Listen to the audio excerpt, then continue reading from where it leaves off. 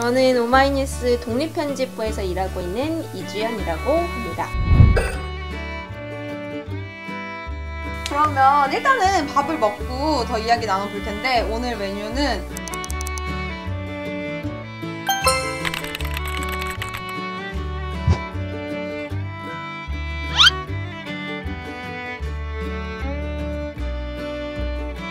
그러면 밥은 대충 먹었으니까 이제 영상에 쓸 이야기를 좀 나눠봅시다.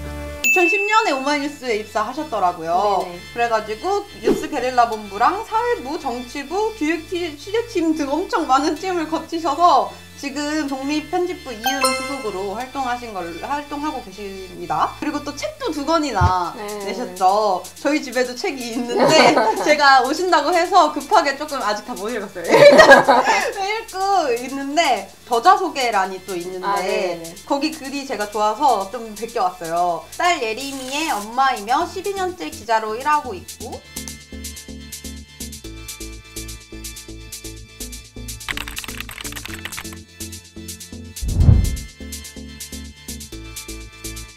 약간 되게 담담하게 써있는데 좀 이게 제가 교재살인 다 읽은 다음에 책으로 넘어가서 그런지 약간 되게 뭉클했어요. 읽으면서 이제 또 교재살인 얘기로 그럼 자연스럽게 넘겨보려고 하는데 교재살인 총 15편, 그러니까 프롤로그랑 에필로그까지 포함해서 총 15편 담고 있고 상을 또 굉장히 많이 받았더라고요. 그래서 인권보도상, 국제 엠네스티 언론상, 양성평등상 등 되게 그리고 또 언론상 중에 의미 있는 언론상을 많이 받았다라고 저는 생각이 들더라고요. 혹시 기사를 못 보셨을 분들도 있으니까 간략하게 뭐 교재살인이라는 용어가 왜 나오게 됐는지 뭐 어떤 내용을 담고 있는지 소개해 주시면 좋을 것 같아요.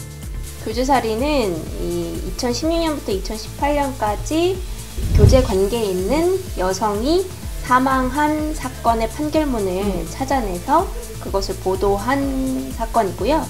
그래서 저희가 2016년부터 2018년까지 판결문을 일일이 찾았어요. 그랬더니 이제 108건이 나오더라고요. 그러니까 3년 동안 108명의 여성이 사망했다는 이야기인 거죠. 그래서 그 이야기를 기반으로 기사를 작성을 했는데 그 전에는 이제 데이트 폭력이라고만 얘기가 됐었어요. 그래서 데이트 폭력으로 인해 사망했다 이런 식으로 기사화가 됐었는데 이게 데이트 폭력이라는 말을 그 명칭한 것 역시 그러니까 의미는 분명히 있다고 생각해요. 그냥 일반적인 폭력이 아니다라는 지적함에 있어서 굉장히 의미 있다고는 생각했지만 그래도 그 데이트라는 단어가 가진 그 서정성이 있잖아요. 막 되게 핑크빛 같고 말랑말랑하고 그래서 거기다 이제 폭력이 붙여진다라는 것만으로는 저희가 생각하기에는 이 교제살인의 참혹함이 드러나지 않는 것 같다. 그래서 물론 데이트와 교제가 같은 얘기기는 하지만 그 단어의 뉘앙스, 그 느낌 이런 것들이 다르기 때문에 그래서 저희는 이제 그런 사건들을 교제 관계에 놓여 있다가 누군가 사망한 사건을 교제살인이라고 부르자라고 그래서 명명을 하고 기사를 내보냈었죠.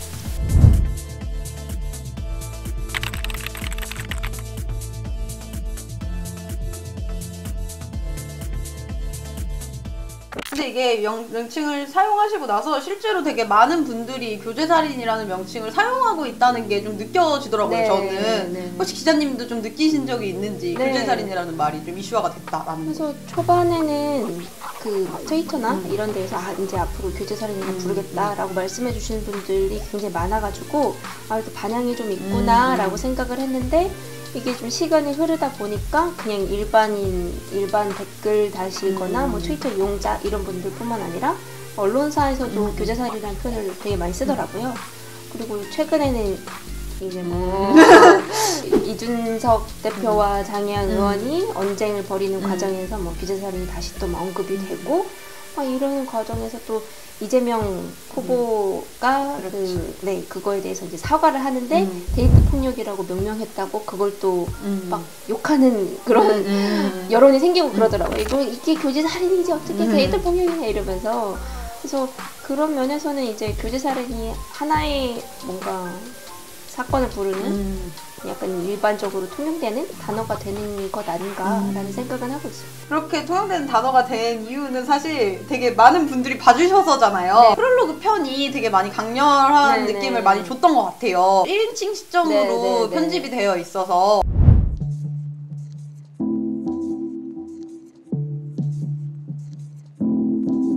시점을 착안한 이유가 또 따로 있는지. 그 고통을 좀 같이 나누고 싶다라는 생각이 들었어요. 그래서 이게 비단 여성만 느낄 수 있는 건 아니잖아요. 누군가가 얼마나 참혹한 상황에 놓여 있는지, 얼마나 힘들었을지에 대해서는 남성과 여성을 가르지 않고 느낄 수 있는 부분이니까 이것을 1인칭으로 소화를 했을 때 그것이 더 잘 드러나고 좀 읽으면서 느껴지는 부분들이 있지 않을까라고 생각을 해서 1인칭으로 선택을 해서 인트로를 풀었었죠.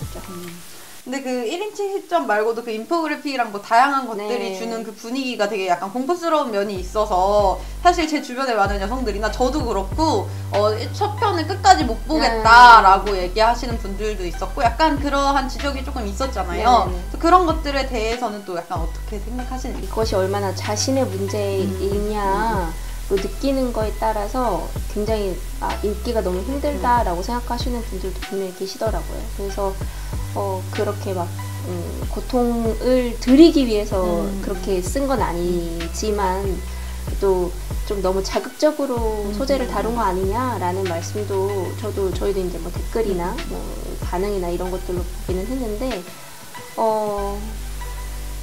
그럼에도 불구하고 어쨌든 저희는 좀 그런 게 필요하지 않았을까.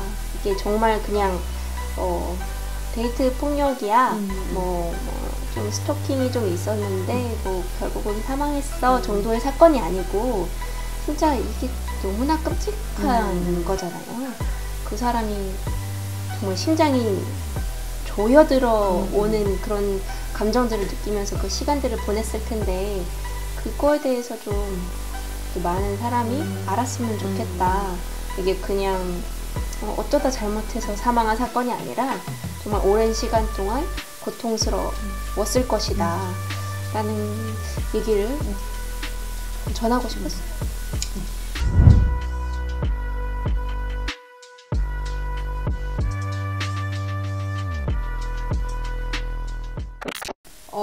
그 정식 연재 이후에 그 교제살인 그 후라고 또 몇 편의 기사가 더 나와 있더라고요. 그 중에 양형위원회한테 몇 가지 제안하는 내용이 담긴 기사가 되게 저는 인상적이었는데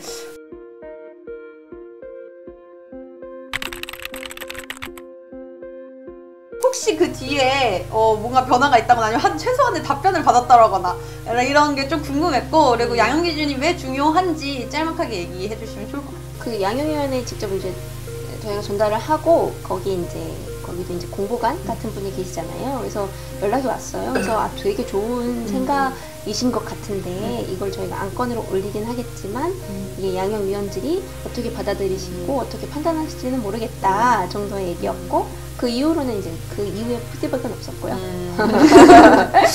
네, 그래서 이 양형 기준이라는 게 왜 중요하냐 하면 이제 판사들이 재판을 담당을 해서 본인이 그 양형 기준에 따라서 판결을 내리도록 돼 있어요.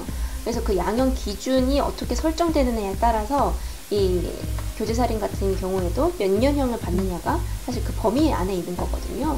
그래서 이 교제살인 같은 이런 범죄 같은 경우 친밀한 관계를 악용한 범죄이기 때문에 이거에 대해서 좀 가중해서 좀 봐야 되는 거 아니냐라는 등의 의견을 담은 의견서를 저희가 만들었었고 좀 제대로 된 처벌이 있어야 차후에 또 사망한 여성들이 없지 않겠냐라는 취지로 그리고 이제 사회가 이 사건에 대해서 그냥 뭐 데이트 폭력 끝에 사망한 사건이지 정도로 보지 않고 이게 굉장히 다시는 있어서는 안 된다라는 것을 좀 의지를 표명하는 차원에서 그것은 양형 기준으로 얘기를 좀 확고히 더 교제살인에 대한 부분을 넣을 필요가 있다라는 생각으로 저희는 이제 제안을 드렸었던 거죠.